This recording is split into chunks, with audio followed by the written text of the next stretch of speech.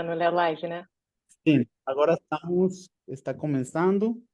A ver um segundo. Hum, Acho que agora estamos. Perfeito. Agora estamos. Eu começo. A ver um segundo. Uhum. Aí você me dá o link aí que é para eu dar, não sei. Sim, vou mandar para você, para aqui. Tá. Sim, vou mandar para você, para aqui. Prontinho. Espera que tá dando eco para mim. Eu mando pelo WhatsApp. Manda pelo WhatsApp.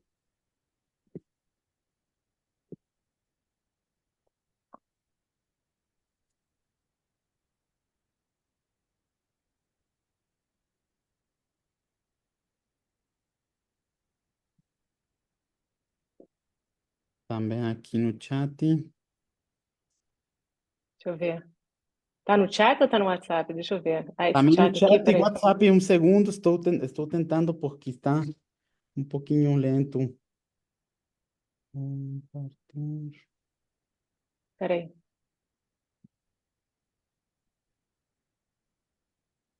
Tem problema, a gente. Deixa Pronto, eu ver. Ah, prontinho. peraí. Perfeito. Acho que perfeito. Mas boa tarde, tudo, gente. Eu sou Sérgio Morales, do México, e estamos aqui de novo em nossos lives favoritos, falando de esquemas com. E hoje tenho um grande prazer de compartilhar uma hora falando sobre um tema muito importante, com uma maravilhosa colega desde Brasil, Renata Lima. Muito obrigado por estar aqui, Renata. Eu estou com muito prazer e muito agradecido com você, porque acho que estes espaços são muito importantes para promover a terapia do esquema em toda a Latinoamérica. Então, muito obrigado. E estamos aqui para falar sobre terapia do esquema para transtorno bipolar. Acho que é um tema muito novo. Existe pouca informação sobre esta abordagem com esta população. Então, de novo, muito obrigado, Renata. Muito obrigado por estar aqui. Oi, Sérgio. Tudo bem? Primeiro, eu tenho que. Eu não vou poder falar em espanhol. Meu espanhol é muito precário. Senão vai ficar um portunhol e vai ficar engraçado para todo mundo que está assistindo. Então, eu vou. Eu vou falar em português. Vou falar pausadamente. Se tiver alguém, né, que fala espanhol que ele quiser entender, para eu poder falar mais pausadamente.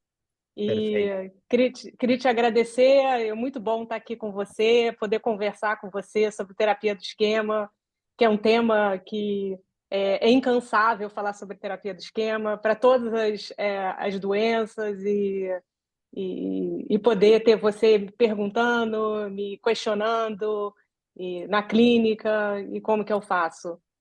E, então, eu sou terapeuta de esquema já há algum tempo. E eu uso terapia do esquema para transtorno de humor. Comecei fazendo terapia do esquema para transtorno de personalidade borderline. E com isso se trata de regulação de humor.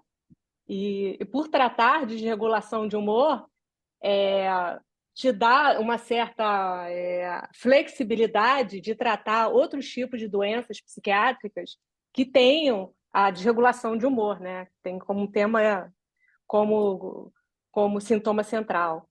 E com isso, quando eu comecei a tratar a população de transtorno bipolar, que foi uns 4 anos atrás, eu comecei a me questionar por que não usar terapia do esquema nesse contexto, por que não experimentar e como experimentar, assim. E é muito novo, porque a parte científica é muito restrita, tem 2 artigos científicos sobre terapia do esquema do transtorno bipolar. Um livro foi lançado agora, em agosto, sobre psicoses e transtorno bipolar. Então, quando eu comecei a usar, já era assim muito precário, né? O jeito que para usar e o jeito para poder articular com as outras técnicas já existentes. Sim. Então, para começar a falar, eu sugiro a gente começar a falar um pouco assim do transtorno bipolar, porque como é um transtorno de eixo 1, eu vou ter que falar um pouco da psicopatologia, da doença, para poder inserir como que eu uso o transtorno bipolar, como que eu uso a terapia do esquema. O que você Perfeito. acha da gente começar assim? Perfeitinho. Eu gosto dessa primeira parte. Então, a chegada do transtorno bipolar da população na minha vida foi assim, foi especial porque foi a partir do encontro que eu tive com um psiquiatra muito renomado no setor chamado Flávio Kapczynski, que é um psiquiatra especializado em transtorno bipolar no Brasil, a maior referência que a gente tem no Brasil, no mundo. E com ele eu comecei a aprender realmente a doença bipolar, como é que funciona a psicopatologia, a parte toda psiquiátrica, porque é uma doença psiquiátrica, né? Então a gente começa partindo de que é uma doença psiquiátrica que, primeiramente, é um psiquiatra que tem que ver o paciente.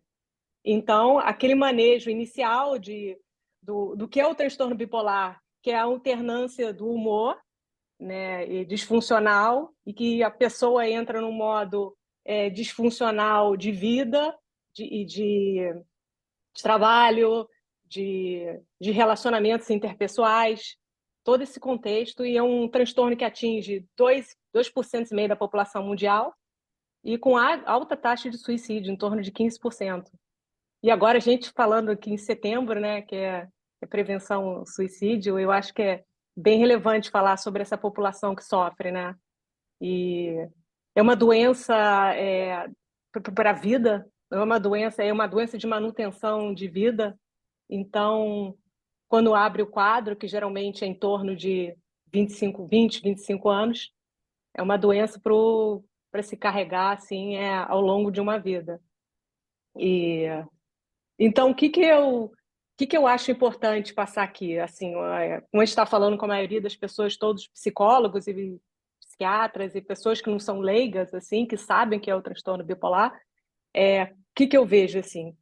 Os estados típicos do transtorno bipolar, que são os polos, no transtorno bipolar 1, a mania e a depressão maior, que é o transtorno bipolar 1, tá?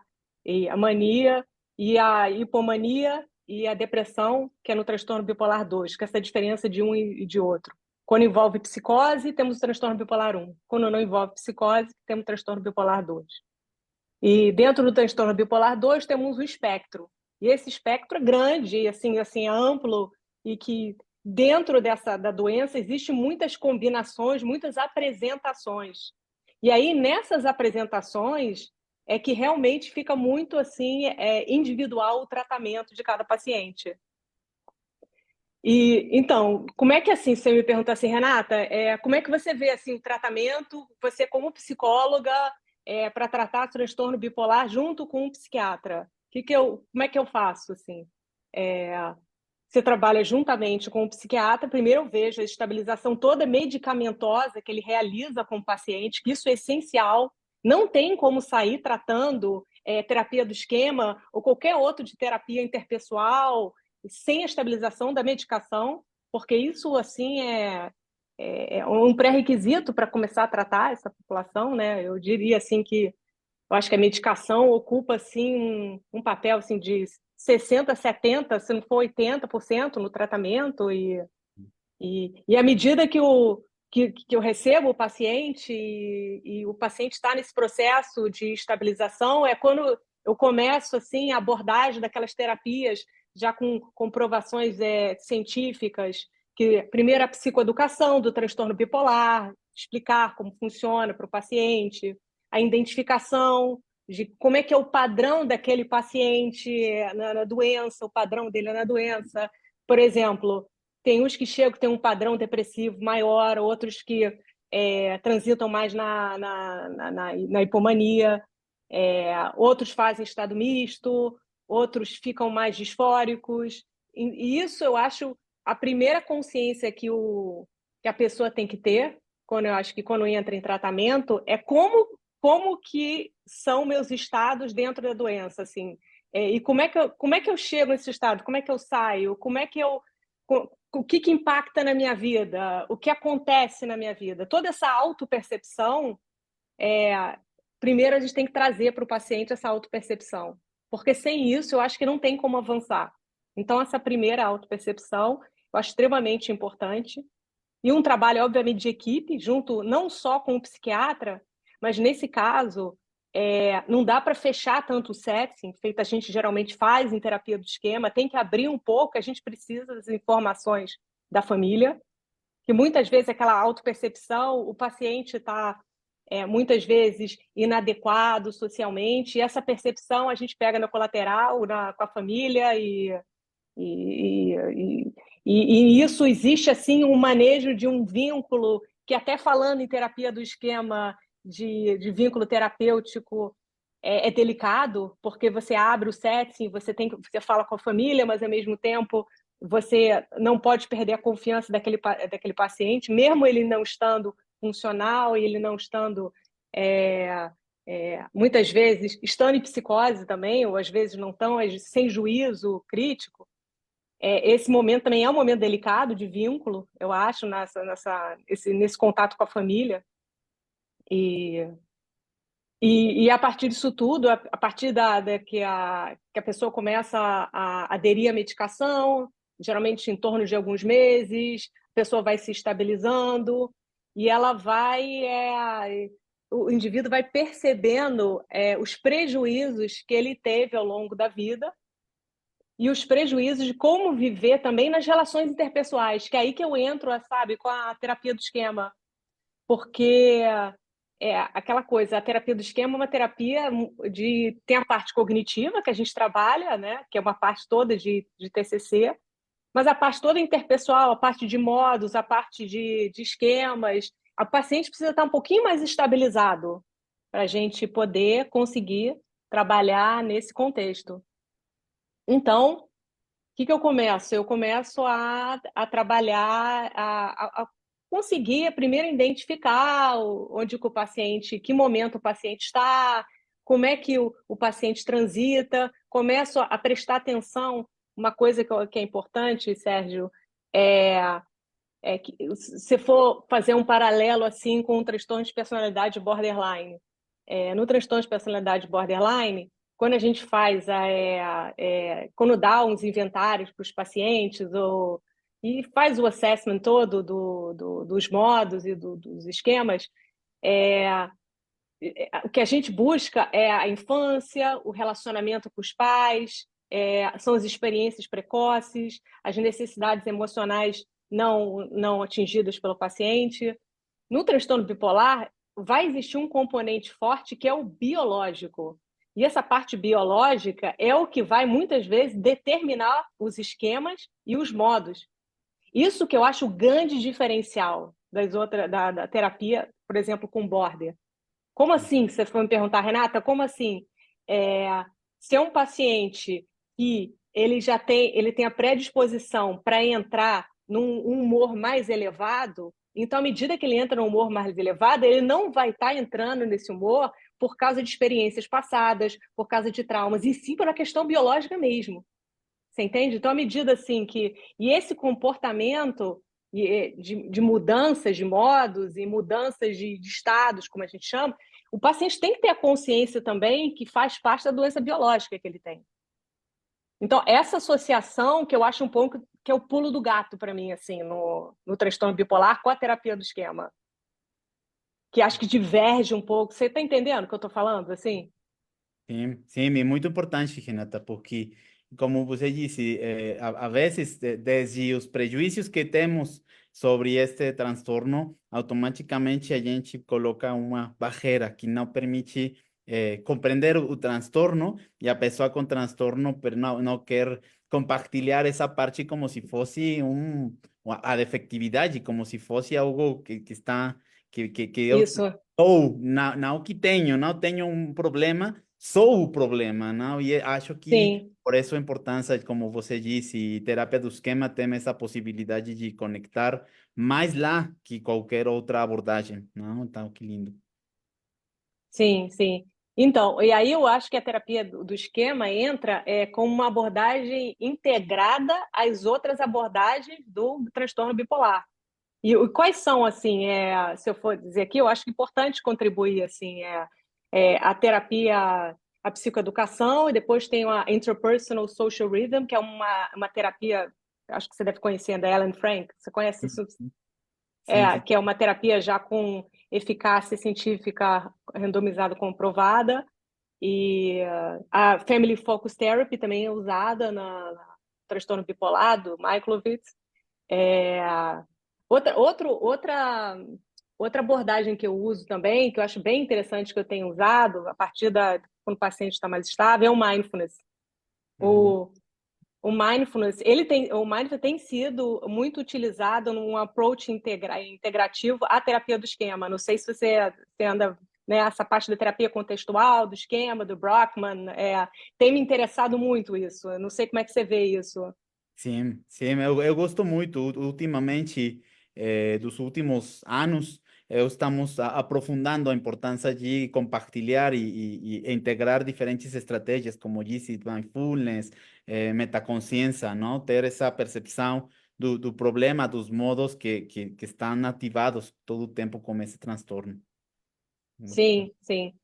Exatamente. Então, o mindfulness para lidar com essa ansiedade, com esse turbilhão, com essa aceleração do pensamento, porque o que eu percebo muito é que quem sofre de transtorno bipolar tem uma aceleração de pensamento é, é, quase que da pessoa, por mais que ela tome medicação e que ela esteja estabilizada, mas aquela aquelas ideias que não param de vir à cabeça, de construção de projetos novos. Aquilo fica um pouco adormecido quando a pessoa está mais estável, mas basta o humor subir um pouco, a pessoa já começa a elaborar planos novos, planos para o futuro, conversar, fazer, realizar. Então, isso tudo eu acho que é muito importante a gente ter também uma ferramenta assim, clínica para poder oferecer para o paciente e para poder se acalmar, para poder lidar também com a ansiedade. E aí o mindfulness eu tenho usado muito o protocolo do MBSR, Mindfulness Based Stress Reduction, que é o protocolo do Kabat-Zinn, e que eu acho bem interessante, e eu tenho feito, tenho ensinado, eu acho que funciona bem. E, e outro ponto, o que eu procuro muito trabalhar também, assim, em termos de terapia do esquema em geral, agora que eu penso que é uma nova direção, é fortificar muito o adulto saudável. Sim, Em- totalmente. Né? Então, assim, mesmo assim, quando eu recebo um paciente e o paciente está, assim, completamente desestabilizado, assim, até aquele ponto que eu te falei, que ainda vai precisar de uma estabilização medicamentosa, eu o princípio que eu faço também, assim, é sempre tentar, na primeira conversa, por mais que o paciente esteja, é tentar perceber o que tem de saudável naquela pessoa, o que tem de potencialidade que está escondido diante de todo aquele quadro grave, toda aquela psicopatologia complexa. Hum. E isso eu acho muito importante. E desde o primeiro encontro, eu já fico de olho nisso para tentar aquele ser o meu gancho de saúde para aquela pessoa, entendeu? Assim, entendeu? Então aí eu acho que assim eu já começo o trabalho também, dando assim parâmetros para o paciente poder sair da crise, assim, e mesmo quando ele não lembra, eu tento colher alguma história passada de um momento que o paciente foi saudável, foi funcional, teve alguma criatividade, ah, alguma brecha de ter tido algum relacionamento funcional, um trabalho ou algo que tenha feito muito realizador, eu já puxo aquilo. E, e aí eu vou me ancorando assim em fases que eu estabelecia para o meu tratamento, assim, eu criei assim, mais ou menos um protocolo assim do meu tratamento, que eu chamo assim, que é quando eu recebo um paciente assim muito grave, eu falo assim, esse paciente está disfuncional e muitas vezes com risco. Eu falo assim, então ele está na fase de disfuncional e com risco. Disfuncional e com risco eu chamo de uma pessoa que ainda está até com risco de suicídio, risco de não poder ficar sozinho, com sintoma psicótico. E aí nessa fase eu tenho um manejo específico, assim, com mais cuidado, com menos intervenções. E aí depois eu vou para a segunda, que é disfuncional sem risco. Ok, Aí no disfuncional sem risco eu avanço um pouco mais, entendeu? Eu começo a arriscar, vejo como o paciente responde, alguma intervenção. Isso sempre assim é muito individual, né? Assim, eu volto a falar que terapia é algo assim que eu acho que nunca tem uma fórmula para todo mundo. Então, esses passos que eu estou falando vai muito da conversa que você tem com a pessoa, com o psiquiatra, no entorno, enquanto a pessoa vai mudando também o ambiente dela, o quanto ela vai engajando na relação terapêutica. E acho que nesse momento ainda não tem muito a confrontação empática, né, da nossa, demora um pouquinho para a gente poder realizar a confrontação empática. E aí, num terceiro momento, quando a pessoa fica funcional, e tem um momento que a pessoa está bem funcional, mas muito sintomática ainda, sabe? Então, eu vejo muito assim quadros de hipomania funcional, que é aquela hipomania que a pessoa está realizando e a pessoa. E é muito sutil também os prejuízos que ela tem, que é uma coisa assim, de um prejuízo do sono, que ela não dorme muito bem, mas ela realiza e começa a ter prejuízo, uma baixa cognição, ou de vez em quando, às vezes, hoje eu não vou trabalhar, eu vou ficar até meio-dia na cama e tal, mas está funcionando. sim. E o último modo que eu chamo é o adaptativo e funcional. Esse é o que eu quero chegar sempre dentro da doença bipolar. Então, assim, foi as 4 etapas que eu coloquei no meu tratamento, assim, dentro do adulto saudável, assim. E eu Perfeito. acho que isso também fala. Somente como curiosidade, Renata, esses pacientes já chegam com você já como um diagnóstico prévio ou você precisa de identificar este transtorno? Porque eu tenho pouca experiência com transtorno bipolar, porque muitas vezes são misturados ou são confundidos com transtorno borderline, TDAH, entre outros transtornos que a vezes é muito difícil ser específicos de transtorno bipolar. Esta gente que você tem esta experiência chega com esse diagnóstico? Excelente pergunta. Depende, Sérgio. Depende tem todos os formatos. Eu tenho um paciente que chega com diagnosticado com border, muitas vezes, na verdade, a gente, como psicólogo, a gente não diagnostica, né? A gente tem uma ideia, mas quem faz o diagnóstico formal é o psiquiatra, né? Hum. Então, assim, se vem de um psiquiatra que eu confio muito, que conhece transtorno bipolar e já com diagnóstico, com certeza aquele paciente é um paciente de transtorno bipolar, já veio com diagnóstico e tudo. Mas às vezes chega um paciente indicado por alguém, sem psiquiatra, e que eu vejo e falo assim, vem como border, e você olha e fala assim, será que é border mesmo? Será que se tivesse medicado, se tivesse com o eixo 1 sobre controle, ainda teria assim, teria algum resquício, teria personalidade também? E aí, nesse momento, eu acho importante, eu encaminho para um psiquiatra de confiança para ter o diagnóstico e para ter o tratamento devido e ver o que faz depois. E muitas vezes também eu recebo pacientes de psiquiatras diagnosticados e eu não concordo também com o diagnóstico. E aí eu fico numa situação, porque se realmente é transtorno bipolar e tiver com a medicação errada, eu vou estar patinando, assim, eu não vou poder fazer muita coisa, porque a pessoa precisa estar estabilizada. Então, isso que você está falando, acho que é a parte mais difícil do meu trabalho. Essa dependência do psiquiatra, da medicação, e estar trabalhando com alguém muito bom. Sim.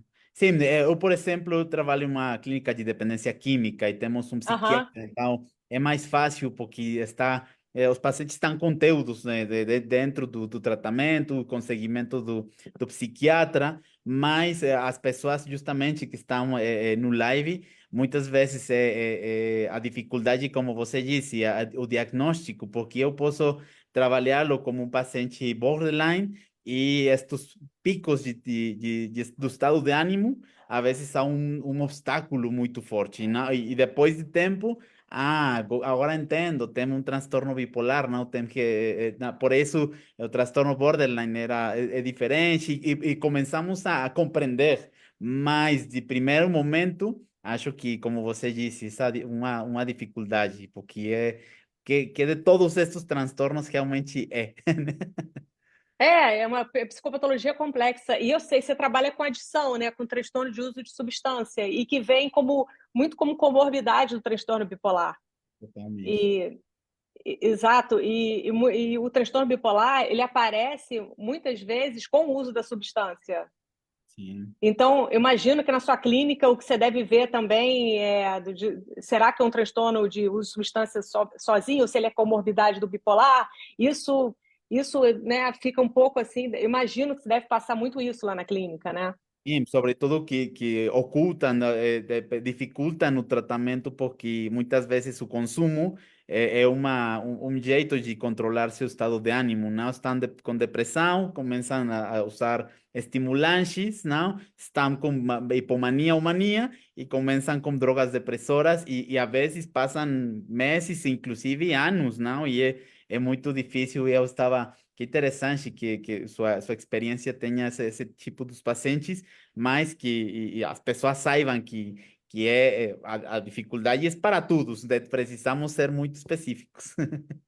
Sim, sim, e principalmente assim que é uma doença psiquiátrica de muita comorbidade. Então, é, às vezes vem assim um diagnóstico que é uma comorbidade, mas não é um diagnóstico, como também o TDAH, às vezes é um TDAH, mas não é, e outro, às vezes pode ser tão o transtorno do pânico, é muito comorbidade também, o transtorno bipolar.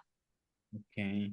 E o que acontece muito, Sérgio, com minha experiência na psiquiatria, são os antidepressivos. Os antidepressivos, eles são, se a pessoa tem uma hereditabilidade muito grande para transtorno bipolar, à medida que ele é dado para esse tipo de população, ele pode induzir a virada maníaca. Então, Sim. esse cuidado também tem que ser levado em conta, que muitas vezes não é levado em conta por todos os psiquiatras, por todas as situações, até pela complexidade da doença. Então, tô gostando. Eu que seu gato? Gatote. Que fofinha. Tá querendo participar da live, né? Sim, está muito interessada na sua conversa, Renata. Tá ótimo, adorei. É bom que ela anima um pouco, né? Ok. É.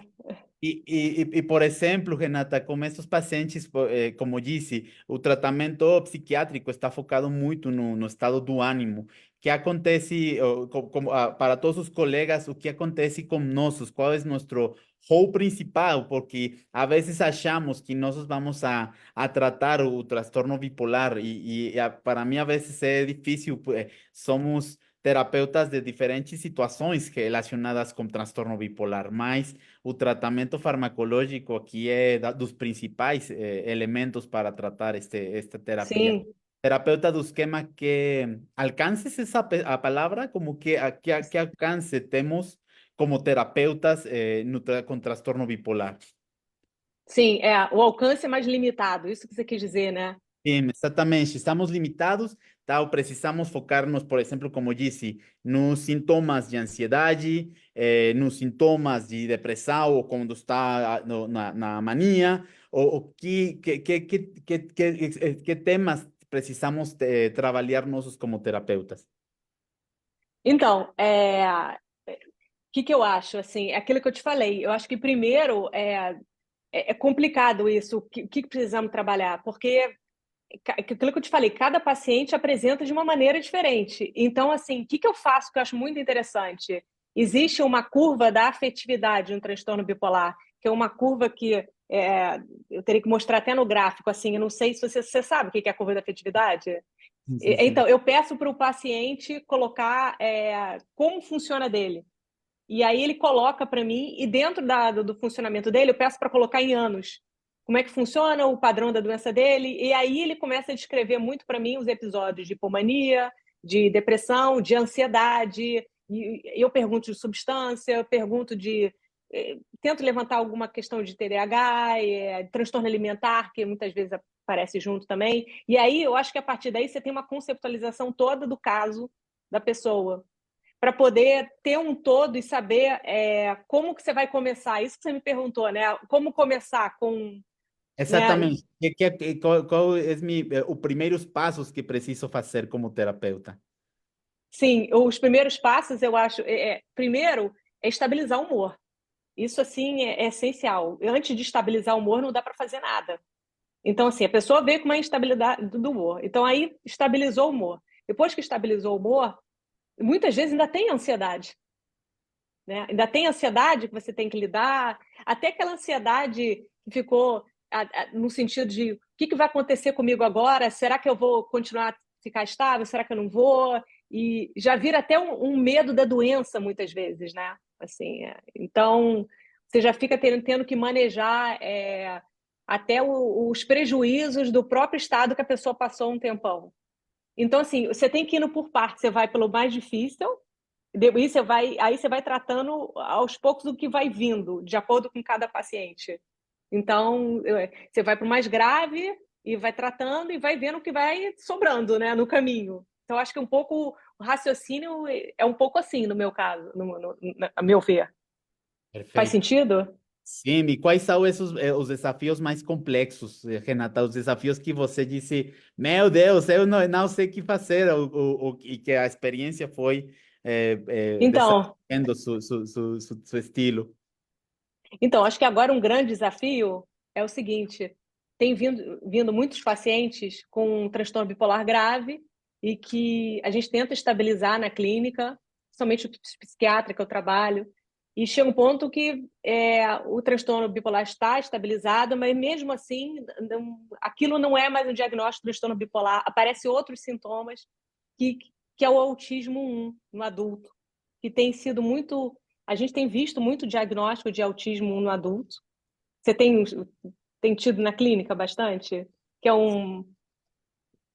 tem aparecido muito para mim. Então, assim, estabiliza o transtorno bipolar, mas ainda sobra muito é, é, sintomas de autismo no adulto e um espectro mais leve, que não foi diagnosticado quando era criança, que não teve os prejuízos tanto intelectuais e de funcionamento, que veio mais como uma doença complexa, que sempre pareceu, muitas vezes chega como border, e aí não é border, vira transtorno bipolar, estabiliza o transtorno bipolar, e quando se faz tudo, ainda continua aquele resquício da pessoa com mau funcionamento, e a pessoa com aquela questão da cognição, um problema muito. Aí você vê muito para o lado das funções executivas, com prejuízo grande em função executiva, e aí você vai ver tem um autismo 1.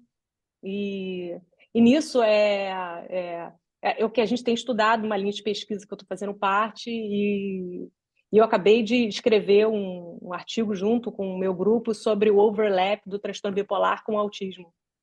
Então, fazendo equiparando assim a desregulação emocional, a cognição social, vários itens que têm prejuízo nas duas doenças, mas que são de maneiras diferentes, são prejuízos de maneiras diferentes, entende? Então, por exemplo, vou dar um exemplo assim, comportamento sexual, tá? É, no transtorno bipolar, existe muita questão quando está na hipomania da hipersexualização. Sim. Tá? E aí você estabiliza tal, quando o paciente vem para a eutimia, o paciente estabiliza num patamar, e mesmo assim, muitas vezes ainda continua com um padrão muito disfuncional em termos de relacionamento sexual. No autismo, o que acontece?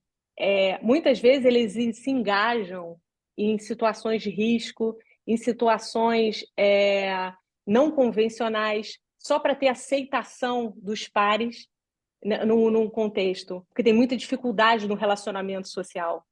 Então, os dois prejuízos acontecem, só que em situações assim um pouco diferentes, sabe? Em termos de prejuízos diferentes para cada tipo de patologia, assim. E Então, esse tem sido muito um desafio clínico, assim, agora tratar. E aí, o que eu estou querendo fazer agora, Sérgio, é adaptar a terapia do esquema para essa população do autismo. Que eu já estou lendo que tem umas pessoas que já estão escrevendo sobre isso. Bom, que bom. Eu vou ser o número um de comprar esse artigo, esse livro, porque é muito interessante, como disse Renata, são transtornos muito complexos e às vezes achamos, inclusive como terapeutas, achamos que não é muito frequente, são casos pequenos, para que estudo muito nestes transtornos se são poucas pessoas as que têm. E depois vai se aprofundando, aprofundando e descobrindo muitos pacientes. Agora, justamente na clínica onde eu trabalho, estamos sendo capacitados muito, né, treinados em estes temas de autismo, transtorno bipolar, justamente.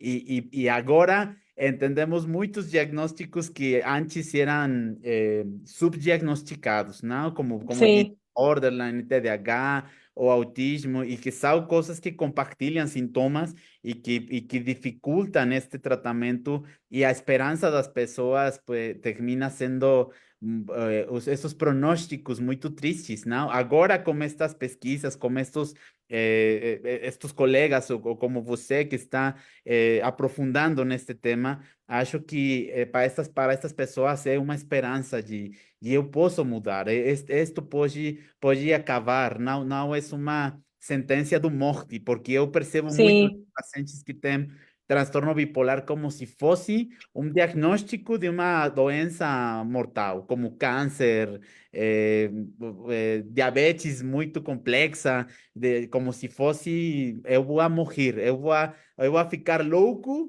e eu posso matar a minha família e não, não, não, não, isso não é transtorno bipolar, sobretudo também por a cultura da doença, da bipolaridade. Eu disse, não pesquise informação do transtorno bipolar na internet, porque vai encontrar filmes horríveis de transtorno bipolar, sim. suicídio, assassinos seriais. E não, não, não, isso não é transtorno bipolar. E como você disse, romper com estas ideias que temos dos transtornos, acho que pode ser um dos principais desafios, como você disse, Renata. Sim, sim, e assim, o que você está falando também é um diagnóstico que tem muito estigma, é uma doença, assim, recebe, né, o diagnóstico, é uma doença pesada do paciente. Muitas vezes, quando eles chegam para mim com esse diagnóstico, eu tenho doença bipolar, já é muito difícil de receber esse diagnóstico. Assim, a pessoa sabe que é uma doença para a vida toda, como é que eu vou viver agora? É o que você está falando. Mas, assim, existe o manejo bem feito, o manejo de medicamentoso, de terapia, de ambiente, de tudo que envolve da família, a pessoa vive muito bem. Ela tem que assim, ela tem que tomar conta do estado dela, da rotina dela, mas ela tem condição de viver bem. A não ser assim, ou seja, uns casos assim limítrofes muito graves, transtorno bipolar 1, com muito prejuízo, quando vem assim, quando não vem muito assim, abriu muito cedo, muito antes da idade prevista, que é mais ou menos entre 20 anos. Você vê um transtorno bipolar, eu me lembro de uma paciente que eu vi que já tinha um transtorno bipolar desde os 10 anos de idade, assim, aberto. Aí é muito grave, aí é um prognóstico de doença de vida toda, é muito difícil, assim. E aí, nesse caso, assim, tem casos que realmente são difíceis de receber porque a nossa ajuda fica muito limitada. Mas isso eu estou falando assim de uma porcentagem pequena, né? E que eu acho que hoje em dia, se você tem um tratamento, as medicações, você tem um cuidado mais cedo, você quer se tratar. O problema que eu vejo é que muita gente tem aquela mentalidade de eu não quero tomar remédio, eu não quero tomar remédio, ou então estabiliza, que eles ficam muito bem, estabiliza depois de 6 meses, um ano, eu não preciso mais tomar remédio. Aí começa some do tratamento e para de tomar remédio. Aí dificílimo, entendeu? Sim. Então acho que tem esse lado também da pessoa ficar muito bem também e achar que não tem mais nada. E aí essas recaídas são muito piores, assim. Recai, volta para aquele quadro antigo, e aí para resgatar a pessoa resgata, muitas vezes a pessoa volta toda o tratamento e depois para de novo com o tratamento. Então, assim, a adesão ao tratamento, eu acho que também é um desafio. É um Sí, desafio. sí, esa E são demencia. Ujú. e medicações muito fortes, né, com muito efeito colateral, de ganho de peso, de disfunção metabólica, e muitas vezes disfunção sexual também envolvida nisso. E você sabe, né? Esses remédios todos, e de tireoide, de pele também. Por exemplo, a lamotrigina, um remédio que se usa muito em transtorno bipolar, tem um efeito colateral não sei se você sabe, de uma síndrome chamada Stevens-Johnson, que é grave, assim. Então, quando você dá, tem que ficar de olho como é que o paciente vai reagir e se vai tolerar.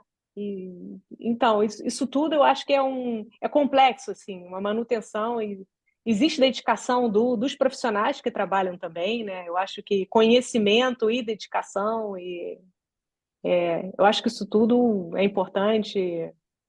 O que eu pego muito, Sérgio, é pessoas que vêm para mim e com psicólogos, que vêm de psicólogos que são tratados assim há muito tempo, e falta para o psicólogo um conhecimento da doença bipolar. Que eu Muito. acho que isso falta muito, entendeu? Eu vejo que às vezes até mais do que a linha de tratamento da pessoa, porque se ela não conhece a doença, fica muito difícil ela juntar com a técnica que ela usa. É, totalmente. E como disse, os remédios, conhecer esses efeitos adversos que tem, também aqui, acho que em todo mundo, eu entendo, mas não sei, por exemplo, o lítio, que está muito escasso, é muito pouco nas lojas, é muito difícil comprá-lo nestes momentos, porque é muito escasso, mais estigmas da doença, mais estigmas de Uhum. remédios todo o tempo. É um tema, por isso estava esperando com muito gosto escutá-la, Renata, porque acho que é um tema, um tratamento que precisamos todos os terapeutas, porque a vezes os pacientes passam de psiquiatra, terapeuta, psiquiatra, como pelota, não, todo o tempo, até que descobrem que tem este diagnóstico de transtorno bipolar e dizem, ah, agora entendo. Mas passou 8 anos sem diagnóstico, então pode ser Sim. outro desafio muito complexo. E o diagnóstico diferencial de border e bipolar. Esse eu acho o mais complexo de todos, assim. É muito complexo, porque muitas vezes é algo que, para o próprio psiquiatra, ele demora para dar, assim. Não se é uma pessoa... eu acho que todos os psiquiatras, se não é uma pessoa que tenha muita mão para transtorno bipolar, ele vai, de alguma maneira, demorar para dar esse diagnóstico, porque vai experimentar medicações, é, dosagens, e vai experimentar bastante aquela tentativa e erro com o paciente, né? Porque a psiquiatria, infelizmente, daí é um pouco de tentativa e erro, né? Diferente das outras áreas da medicina. Então, eu acho que as pessoas que têm algo relacionado ao humor, eu acho que é aquilo que você falou, né? Elas passam na mão de muita gente, né? E, assim, Assim, né? E e, Renata, também uma pergunta frequente e com em nossa abordagem nos gosta muito. Existe alguns padrões, por exemplo, esquemas específicos no transtorno bipolar, ou também são muita diferença? Há também experiências na infância, que quando somos crianças que estão repetidinhas. Ou você considera que sí é algo mais biológico? O sea,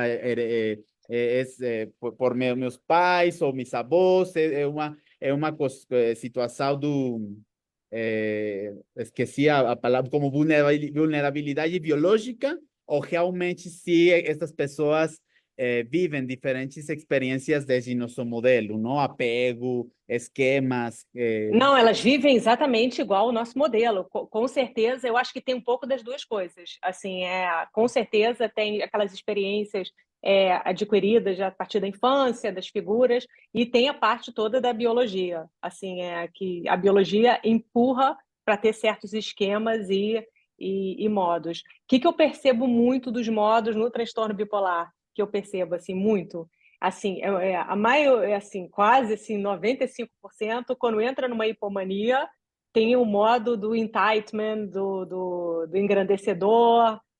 Isso você vê demais, assim. Isso e é impressionante, Sérgio, quando a pessoa entra nisso, na hipomania, e você vai vendo assim a associação da hipomania com esse modo, como a pessoa vai ficando, e aí depois, à medida que ela estabiliza, aquilo some.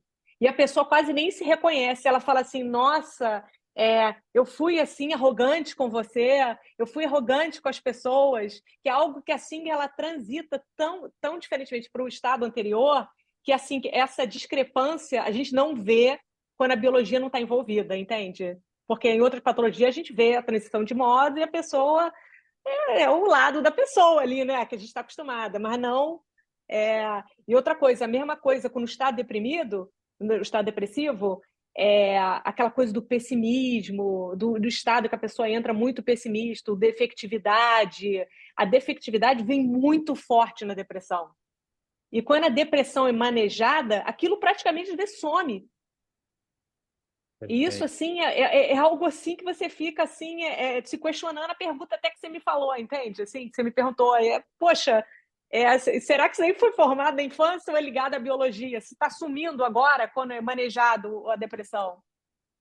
E tem um esquema, assim, um modo, esquema que eu acho preocupante e que tem até um artigo falando que é sobre isolamento social, o social isolation, porque é o que mais leva a índice de suicídio. Quando a pessoa vai se isolando, deprimida, vai se isolando, e aonde que é um pulo para a pessoa fazer planos e cometer suicídio. Existe até um artigo bem interessante, que até eu tenho aqui, posso até te passar depois, dessa associação. Então, quando começa esse modo de isolamento social, é algo assim que é um red flag, que a gente chama assim, né? De começar a prestar atenção. Nossa, isso aí já está muito grave. Então, eu acho. Outro modo que eu vejo bastante também é o modo ligado à agressividade, aquele bully attack. Assim, isso tem muito com. Até assim, a pessoa, quando fica um pouco mais disfórica, ela começa a agredir, ela começa a ser um pouco mais ríspida com pessoas assim de maior intimidade. Isso, principalmente, você pega muito essa informação da família. É muito mais com a família, às vezes, do que com convívio social. Então, eu não sei se respondi bem sua Esto es pergunta. muito interessante, Renata. Estou pensando porque justamente uma paciente que recentemente diagnosticamos com transtorno bipolar, ela disse muitas vezes, Sérgio, terapeutas anteriores falavam que eu sou antissocial ou psicópata, porque a vezes, em certos momentos, eu tenho muito prazer de ver ver a pessoa sofrer, mas não é todo tempo, não é normal. Aham. E eu, não, você não é antissocial, você não tem as características, não, somente há momentos. Eu estava tentando identificar certos gatilhos, não? Com que pessoas você sente isso?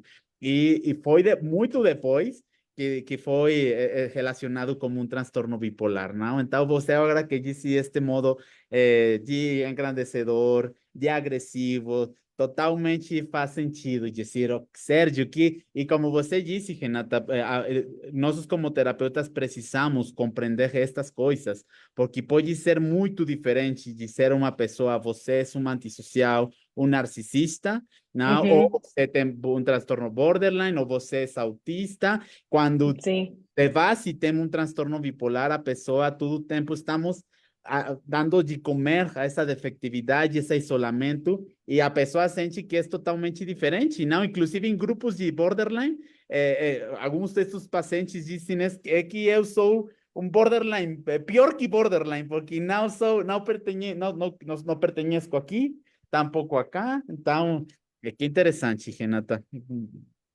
Vamos a Sim. mudar esta conversa em um curso, não? E eu posso traduzir tudo, Renata, porque estou muito interessado e acho que é muito importante.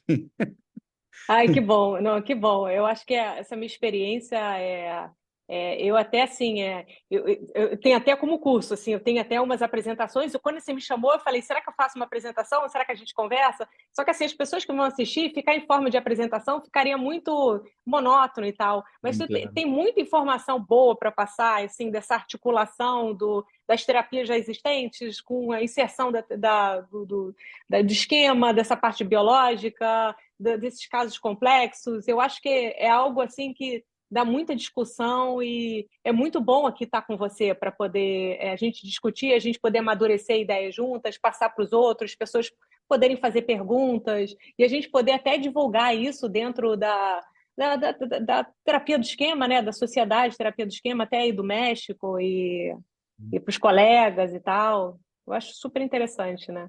Sim, Renata, realmente acho que é uma informação muito importante.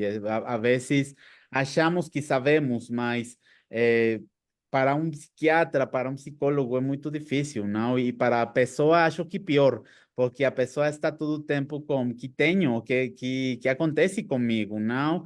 Os remédios não funcionam, eu tomo antidepressivo e não se dá conta, não cai em conta que está em um episódio hipomaníaco, por exemplo, não? Mas como Sim, eu compartilhei, não? O consumo de drogas, não, Sérgio? A sim. momentos eu quero consumir todos 2 semanas, não? Depois eu me sinto deprimida. Então, é o consumo das drogas ou é bipolar, então são muitos fatores muito importantes e interessantes, Renata.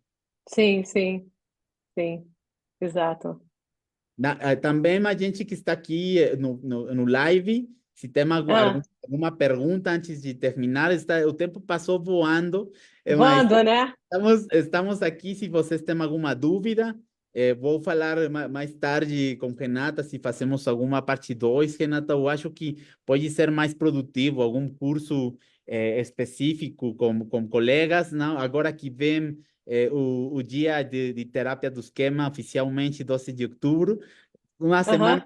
antes ou depois podemos talvez fazer algo, porque acho que essa é informação de muito interesse. Muitos colegas temos dificuldades, achamos que não temos experiência, mas sempre estão disfarçados estes transtornos. Né? Podemos também incluir o autismo, a experiência que eu tenho também de tratar autismo. A gente pode fazer algo assim, realizar algo assim mais complexo, assim, mais completo para todo mundo. Eu estou à sua disposição, que você precisar de mim para passar informação, para te ajudar. Igual você me chamou aquela vez também, lembra, para participar? Um- Você lembra uma vez? Sim, macho, e eu posso traduzir, aunque seja um pouquinho É, mais tardado, mas acho que é informação importante, Renata. E antes também, porque o tempo vai voando, sempre a todos as pessoas que compartilham aqui conosco, eu pergunto 2 coisinhas antes de compartilhar aham. suas informações. Que mudou em sua vida a terapia do esquema? Tanto vida pessoal ou vida profissional? Ou vida acadêmica, que mudou em você a terapia do esquema? Então, assim, a terapia do esquema, ela foi importante para mim porque, assim, eu primeiro estudei uma abordagem de psicanálise e eu não achava suficiente. E aí eu fui estudar a abordagem da terapia cognitiva comportamental. E aí eu acho que foi um bom complemento. Só que, assim, como é que eu ia usar as duas ferramentas na clínica? Isso lá atrás, né? Anos atrás. E quando eu conheci a terapia do esquema, eu acho que ela articulou muito bem o desenvolvimento da terapia do esquema pelo Jeff Young, ele articulou muito bem essa parte cognitiva com essa parte de psicodinâmica e ainda inclui o construtivismo, ainda inclui o apego. Então, eu acho que ele fez de uma maneira de ser uma abordagem muito integrativa e muito assim completa para poder aplicar na prática. E aí eu me senti assim uma terapeuta completa quando eu comecei a aplicar o esquema assim eu achei que quanto mais você faz, mais te dá a possibilidade de incluir novas ferramentas, de outras técnicas. E eu comecei a estudar o DBT, e aí eu comecei a pegar é, conceitos tipo validação do DBT, usar validação junto com adulto saudável, as práticas também de habilidades interpessoais comecei também a articular junto com o conceito dentro da terapia do esquema. Então, assim, essa articulação que te permite com outras técnicas também é o que eu gosto da terapia do esquema. Mas sendo sempre assim, o meu coração para a questão central que o Ian colocou, assim, dos esquemas, dos modos, dessa parte toda experiencial de trabalhar com cadeiras, com imagens, e que eu acho que acessa muito o paciente em termos de sentimento. Eu acho que a terapia do esquema é sentimento. Então, quando você acessa o outro a sentir e a poder ter uma experiência emocional corretiva, que eles chamam, né? Assim, é o que a gente tenta também, né? Nem sempre conseguimos, mas nós, como terapeuta, sempre é uma tentativa. Perfeito, não, muito obrigado, realmente é muito interessante. E também antes também de terminar, se alguma pessoa quiser terapia, como pode contactar? Eu sempre disse, se eu coloco o WhatsApp, pode ser muito complexo, porque pode ser muita gente, então eu coloco a informação que você quiser. E também para todas as pessoas que estão assistindo este vídeo, lembrem que mudamos também depois para YouTube em terapia de esquemas, México, aí em YouTube. E também é importante também também Renata também trabalha você em inglês, verdade? Sim, eu trabalho em inglês. É que eu moro metade nos Estados Unidos, em Miami, né, e metade no Rio de Janeiro. E assim, eu moro muitos anos nos Estados Unidos, então eu até a live eu fiquei na dúvida se eu faria em inglês ou em português, mas você falou faço em português, aí eu estou fazendo em português. E eu atendo presencial e online. Então, o que eu mais estou focada agora é nessa parte toda de humor, de bipolaridade e autismo também, assim, que envolve a desregulação do humor, né? E, enfim, mas obviamente sempre quem me procurar eu vou estar aberta, né? Assim, como todo E, terapeuta, né? tenha em conta que Tenta. eu vou pesquisar. Essa parte de autismo também acho que é muito interessante, Renata, e não temos essas expertises aqui no México. Também faz muito sentido. Eu precisava falar com você, porque agora também temos diferentes pacientes que são diagnosticados com autismo. Justamente ontem, eu estava com um paciente no grupo, ele disse, eu não quero falar no grupo, eu posso escutar, Sérgio, não há problema. Todo o tempo escutou, eu ia trabalhar com ele no individual e queria sair correndo, queria sair correndo, e eu, o que aconteceu? Vir. E ele disse, Sérgio, que eu senti algo muito raro. Eu fui diagnosticado também com autismo, e eu não sei, me sinto como diferente, como se fosse fora de mim, e coisas muito interessantes, mas eu estava achando, o que eu vou fazer? Ou seja, eu posso reparentalizar, trabalhar estratégias, imagens, Sim. etc. Mas estas informações, falar sobre a mesma linguagem, acho que é fundamental. E acho que por isso, Renata, eu escrevo podemos fazer, como disse, se posso dizer alguma, falar sobre autismo e também para falar com alguns colegas que podemos, acho que podemos compartilhar. E aí, com portunhol e portunhol e spa português, podemos fazer um curso maravilhoso. Podemos falar um portunhol. Inclusive, na promoção vai dizer curso terapia dos esquemas para transtorno bipolar e autismo em Em portunhol. portunhol. Primeiro curso oficial no portunhol. Vai ser assim, ó, Não existe, vão rir vai ser muito. o primeiro curso oficial. Vai ficar Primeiro, interessante. olha que eu tenho coragem, viu? Eu até brinco, as minhas filhas ficam rindo de mim, porque em Miami eu moro em Miami, lá é tudo espanhol. Então eu entendo tudo e tento falar. Quando eu tento falar em portunhol, elas falam, mãe, pelo amor de Deus, não fale assim, está horrível. Não, vamos a hacerlo ahora oficial. Vai ser para estudar terapia do esquema mais facilmente portunhol, e ponto. Ótimo, vamos, perfeito, Unimos, Sérgio. unimos o melhor do Brasil e de Latinoamérica, portunhol, e todos van a compreender. Brasileiros, latino-americanos, vai ser interessante. Ótimo, perfeito, perfeito. Muito bom, Renata. Então, você quiser que compartilhe seu e-mail ou algum dado para que a qualquer pessoa que quiser tratamento, pode ser, como disse Renata, pode ser de maneira virtual, de maneira presencial. Então, eu coloco o que você me disse, Renata. Tá bom, você quer que eu te dê depois ou agora?